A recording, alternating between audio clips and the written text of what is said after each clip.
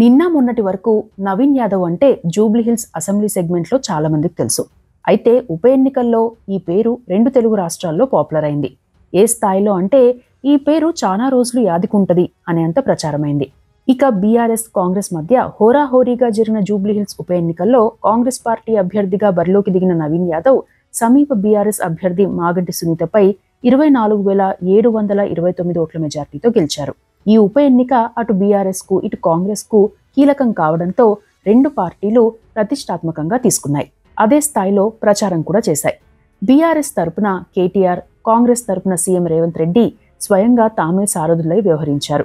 అయితే ఎన్నికల ప్రచారంలో అనేక అంశాలు తెరపైకి వచ్చాయి. నవీన్ యాదవ్ ను స్థానికులు ప్రజానేతగా పిలుస్తుండగా ప్రత్యర్థి పార్టీ అయిన బీఆర్ఎస్ మాత్రం నవీన్ యాదవ్ ను రౌడీ అని ప్రచారం చేసింది. ఈ నేపథ్యంలో నవీన్ యాదవ్ కి సంబంధించిన కొన్ని అంశాలతో పాటు ఆయన family background, Srisailam Yadav background గురించి కూడా తెలుసుకుందాం. నవీన్ యాదవ్ పూర్తి పేరు వల్లాల నవీన్ యాదవ్. తల్లిదండ్రులు కస్తూరి, చిన శ్రీశైలం యాదవ్. చిన శ్రీశైలం యాదవ్ పేరు ఈ తరం వారికి పెద్దగా తెలియకపోవచ్చు. కానీ పాత తరాలకు యూసఫ్గూడ, రేమత్ నగర్, బోర్బండ, జూబ్లీహిల్స్ ఏరియాల్లోని ఇప్పటి తరానికి చాలా మందికి ఆయన పేరు తెలుసు. ఆయన వ్యతిరేకులు ఆయన్ను రౌడీ అని, దాదా అని చెబుతారు. ఆయన్ను అభిమానించేవారు నాయకుడిగా పిలుస్తారు. నగరంలో గతంలో ఓ హత్య ఘటన సమయంలో ఆయన పేరు చాలా పాపులర్ అయింది. ఆ తర్వాత నుండి ఆయన పేరు నగర వ్యాప్తంగా ప్రచారంలోకి వచ్చింది. అయితే శ్రీశైలం యాదవ్ ప్రత్యక్ష రాజకీయాల్లోకి రాలేదు. కానీ యూసఫ్గూడ జంక్షన్లోని తన ఇంట్లో ఉండి హైదరాబాద్లో ఎక్కడైనా తన పనులు చేయించుకోగలిగే వ్యక్తి అని కూడా చెబుతారు. శ్రీశైలం యాదవ్కు 2 కుమారులు, 1 కుమార్తె. పెద్ద కుమారుడే నవీన్ యాదవ్. నవీన్ యాదవ్ పుట్టింది, పెరిగింది అంతా హైదరాబాద్లోనే. 2000 సంవత్సరంలో 10th పూర్తి చేసిన నవీన్ యాదవ్ 2002లో కొండాపూర్ విజ్ఞాన్ జూనియర్ కళాశాల నుండి ఇంటర్ పూర్తి చేశారు. బేగంపేట్లోని బ్యాచిలర్ ఆఫ్ ఆర్కిటెక్ట్ నుండి గ్రాడ్యుయేషన్ పూర్తి చేశారు. గ్రాడ్యుయేషన్ పూర్తయ్యే నాటికే నవీన్ యాదవ్ తండ్రికి తోడుగా ఉండేవారు. ఇక శ్రీశైలం యాదవ్ ప్రత్యక్షంగా పార్టీల్లో చేరకపోయినా అంశాల వారీగా ఆయా పార్టీలకు మద్దతు ఇచ్చేవారు. గతంలో ఖైరతాబాద్లో విజయ రామారావు గెలుపు కోసం కీలకంగా వ్యవహరించారు కూడా.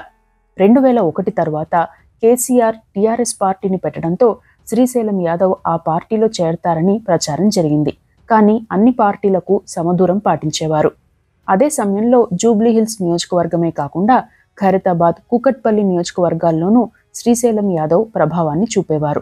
దీంతో పలువురు నాయకులు ఆయన మద్దతు కోరేవారు. పేదలు, యువతలో తన పట్టు నిలుపుకునేవారు. అన్ని వర్గాలకు భారీగా విరాళాలు ఇవ్వడంతో పాటు పేదలకు అండగా ఉండేవారు. బస్తీల్లో శ్రీశైలం యాదవ్కు మంచి పేరుండేది. ఆయనకు ఉన్న నేర చరిత్రను చాలా మంది ప్రశ్నించినా శ్రీశైలం యాదవ్ పెద్దగా స్పందించేవారు కాదు. తండ్రి బాట్లోనే నవీన్ యాదవ్ కూడా డైరెక్ట్గా ఏ పార్టీతో లేకుండా అంశాల వారీగా ప్రజాందోళనల్లో పాల్గొనేవారు. ఇక సినీ ఇండస్ట్రీతో కూడా శ్రీశైలం యాదవ్కు మంచి సంబంధాలు ఉండేవి. చిరంజీవి, నాగార్జునతో పాటు పలువురు సెలబ్రిటీలు కూడా శ్రీశైలం యాదవ్తో సత్సంబంధాలు మెయింటైన్ చేశారు. 2009 ఎన్నికలకు ముందు ఖైరతాబాద్ అసెంబ్లీ సెగ్మెంట్ను విభజించి జూబ్లీహిల్స్ సెగ్మెంట్ను ఏర్పాటు చేశారు. దీంతో నియోజకవర్గంలో శ్రీశైలం యాదవ్ పట్టు మరింత పెరిగింది. రాష్ట్ర విభజన సమయంలో నియోజకవర్గంలో రాజకీయం మారింది. దీంతో జూబ్లీహిల్స్ టికెట్ కోసం శ్రీశైలం యాదవ్ కుమారుడు నవీన్ యాదవ్ ప్రయత్నించిన బీఆర్ఎస్, టీడీపీ, కాంగ్రెస్ పార్టీలు టికెట్ నిరాకరించాయి.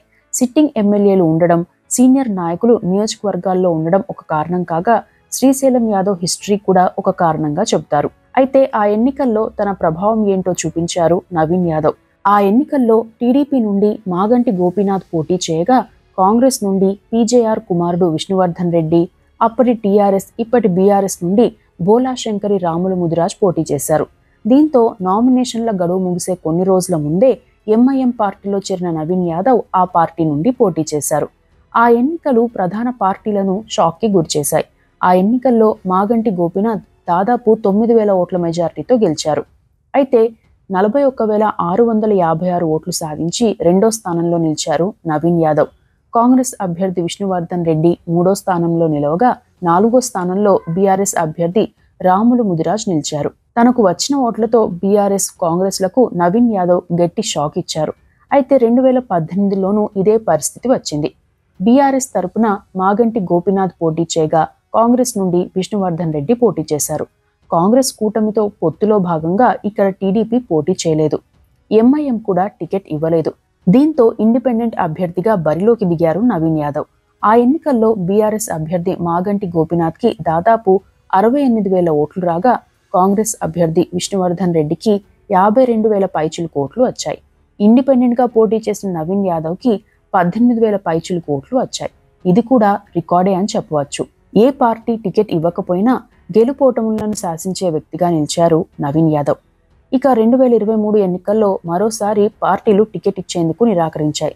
దీంతో నవీన్ యాదవ్ ఇండిపెండెంట్గా పోటీ చేద్దామని భావించిన పార్టీ నాయకులు చర్చలు జరపడంతో ఆగిపోయారు. నవీన్ యాదవ్ను పార్టీలో చేర్చుకునేందుకు బీఆర్ఎస్ తీవ్రంగా ప్రయత్నించిందని చెబుతారు.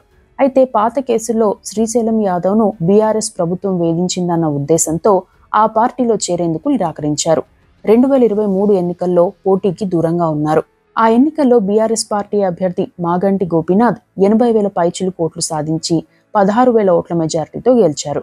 కాంగ్రెస్ నుండి పోటీ చేసిన అజారుద్దీన్కి 64,000 ఓట్లు వచ్చాయి.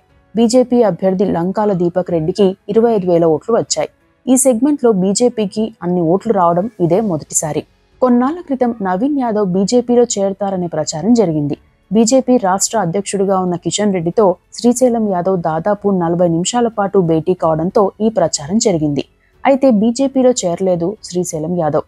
కేవలం మర్యాదపూర్వకంగానే తాము కిషన్ రెడ్డిని కలిసినట్టు చెప్పారు. తమ ఇంటికి ఎవరు వచ్చినా అతిథిగా మర్యాద చేస్తామని, పార్టీలో చేరేందుకు కాదని చెప్పారు కూడా. ఆ తర్వాతి కాలంలో నవీన్ యాదవ్ కాంగ్రెస్ పార్టీలో చేరారు. అప్పటికే సామాజిక సేవా కార్యక్రమాలు ప్రారంభించారు. యూత్ కి బాగా దగ్గరయ్యారు. మైనారిటీ వర్గాల మద్దతు కూడా పొందారు. నిత్యం ప్రజలతో అందుబాటులో ఉండే వ్యక్తిగా పేరు తెచ్చుకున్నారు. నవయువ నిర్మాణ్ అనే స్వచ్ఛంద సంస్థను స్థాపించారు. గతంలో ఆ సంస్థ నిర్వహించిన సామూహిక సీమంతం కార్యక్రమం ఇండియన్ బుక్ ఆఫ్ రికార్డ్ సాధించింది. ఆ కార్యక్రమానికి అనూహ్య స్పందన వచ్చింది. కోవిడ్ సమయంలో ఆ సంస్థ ద్వారా వేలాది మందికి నిత్యావసరాలు అందజేశారు.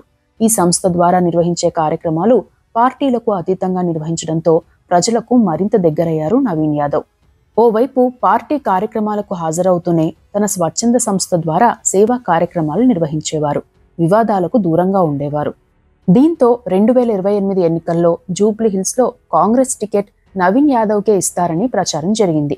అయితే జూబ్లీహిల్స్ ఎమ్మెల్యే మాగంటి గోపీనాథ్ అకాల మరణంతో ఉప ఎన్నికలు అనివార్యమయ్యాయి. ఈ ఉప ఎన్నికల్లో బీఆర్ఎస్ పార్టీ మాగంటి గోపీనాథ్ భార్య సునీతకు టికెట్ ఇవ్వగా, కాంగ్రెస్ పార్టీ నవీన్ యాదవ్ను అభ్యర్థిగా ప్రకటించింది. దీంతో నవీన్ యాదవ్ అభిమానులు నియోజకవర్గ వ్యాప్తంగా సంబరాలు చేసుకుంటున్నారు. తాజా గెలుపుతో బీఆర్ఎస్ పార్టీ మరింత ఇబ్బందుల్లోకి వెళ్లగా, సీఎం రేవంత్ సర్కార్ మరింత స్పీడ్ పెంచే అవకాశం ఉంది.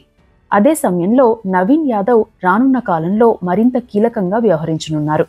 ప్రస్తుతానికి నియోజకవర్గంలో బీఆర్ఎస్ నుండి మాగంటి గోపీనాథ్ స్థాయి నేతలు లేరు. నవీన్ యాదవ్ను ఢీకొట్టాలంటే అలాంటి నాయకుడే కావాలి. ప్రస్తుత పరిస్థితుల్లో బీఆర్ఎస్కు ఇది సాధ్యం కాకపోవచ్చని, రానున్న కాలంలో జూబ్లీహిల్స్ను నవీన్ యాదవ్ కాంగ్రెస్ కంచుకోటగా మార్చుతారనే అంచనాలున్నాయి. నవీన్ యాదవ్ ఆస్తుల విషయానికి వస్తే, నవీన్ యాదవ్ ఈ ఎన్నికల్లో ఎన్నికల సంఘానికి సమర్పించిన అఫిడవిట్ ప్రకారం 29 కోట్ల ఆస్తులున్నట్లు తెలిపారు. అప్పులు 5 కోట్ల వరకు ఉన్నాయి. ఇవి 2014 నాటి ఆస్తుల వివరాలు. అయితే మరికొందరు మాత్రం గతంలో శ్రీశైలం యాదవ్ హయాంలో చాలా భూములు వారికి ఉండేవని, ఇప్పుడు వాటి విలువ 100 కోట్లలో ఉంటుందని చెబుతున్నారు. కానీ అధికారికంగా ఆయన ఆస్తుల విలువ 29 కోట్లుగానే ఉంది. ప్రొఫెషన్ పరంగా Naveen Yadav architect, real estate వ్యాపారం ప్రధాన ఆదాయ వనరు. నవీన్ యాదవ్ ఫ్యామిలీ విషయానికి వస్తే, శ్రీశైలం యాదవ్కి ఇటు నవీన్ యాదవ్కి అన్ని పార్టీల్లోనూ బంధువులున్నారు. బీఆర్ఎస్ నేత, మాజీ మంత్రి తలసాని శ్రీనివాస్ యాదవ్ తమ్ముడి కుమార్తె వర్షా యాదవ్ను నవీన్ యాదవ్ వివాహం చేసుకున్నారు. వీరికి ఒక కుమారుడు, పేరు అన్ష్ యాదవ్. మరికొన్ని విషయాలకు వస్తే, గతంలో ఓ ఇంటర్వ్యూలో చిన్న శ్రీశైలం యాదవ్ మాట్లాడుతూ, ఓ ల్యాండ్ విషయంలో తనకు వంశీకి సంబంధం లేకపోయినా పోలీసులు అరెస్ట్ చేసి ఎంక్వైరీ పేరుతో ఇద్దరిని బంజారాహిల్స్ పోలీస్ స్టేషన్లో ఉంచారని, ఎన్కౌంటర్ కూడా చేస్తామని పోలీసులు వార్నింగ్ ఇచ్చి ఆ తరువాత వదిలేశారని పేర్కొన్నారు. ఆ వ్యాఖ్యలు సంచలనంగా మారాయి. గతంలో శ్రీశైలం యాదవ్ను ముంబై మాఫియా డాన్ చోటా రాజన్ గ్యాంగ్ టార్గెట్ చేసిందనే ప్రచారం కూడా జరిగింది. ఆ గ్యాంగ్ డైరెక్ట్ గా శ్రీశైలం యాదవ్కు వార్నింగ్ ఇచ్చారట. ఇక మధురానగర్ పోలీస్ స్టేషన్లో నవీన్ యాదవ్ పై క్రిమినల్ కేసు నమోదైంది. ఎన్నికల కోడ్ అమల్లో ఉండగా నవీన్ యాదవ్ ఓటర్ కార్డులను పంపిణీ చేయడంతో ఎన్నికల సంఘం ఫిర్యాదు మేరకు ఈ కేసు నమోదైంది. ఇక నవీన్ యాదవ్ పై ఆయన తమ్ముడు వెంకట్ యాదవ్ భార్య, కాంగ్రెస్ పార్టీ రాష్ట్ర ఇన్ఛార్జ్ మీనాక్షి నటరాజన్కు ఫిర్యాదు చేసినట్లు బీఆర్ఎస్ వర్గాలు సోషల్ మీడియాలో ప్రచారం చేస్తున్నాయి. తనను నవీన్ యాదవ్, వెంకట్ యాదవ్లు చిత్రహింసలకు గురి చేస్తున్నారని ఆ ఫిర్యాదులో పేర్కొన్నారట. అయితే నిజంగా ఫిర్యాదు చేశారా లేక ప్రత్యర్థి పార్టీ చేస్తున్న ఫేక్ ప్రచారమా అనేది తేలాల్సి ఉంది. ఇక ఓసారి నటుడు అలీపై పైల్వాన్లు దాడి చేయబోతే ఆయన శ్రీశైలం యాదవ్కు ఫోన్ చేశాడని, క్షణాల్లో ఆయనకు సాయం అందిందని చెబుతారు. మొత్తం మీద 2 సార్లు పోటీ చేసి ఓడిపోయినా నిరాశ చెందకుండా ప్రజలతోనే ఉంటూ ప్రజాభిమానాన్ని సంపాదించుకున్నారు నవీన్ యాదవ్. అందుకే ఈసారి కాంగ్రెస్ టికెట్ దక్కిందని చెబుతారు. మొత్తం మీద 2 సార్లు పోటీ చేసి ఓడిపోయినా నిరాశ చెందకుండా ప్రజలతోనే ఉంటూ ప్రజాభిమానాన్ని సంపాదించుకున్న నవీన్ యాదవ్ తొలిసారిగా అసెంబ్లీలోకి అడుగుపెట్టనున్నారు. రానున్న కాలంలో ఆయన మరిన్ని సేవలందించాలని, నియోజకవర్గాన్ని డెవలప్ చేయాలని, ఇచ్చిన హామీలు నెరవేర్చాలని కోరుకుందాం. ఇవి నవీన్ యాదవ్కు సంబంధించిన అంశాలు.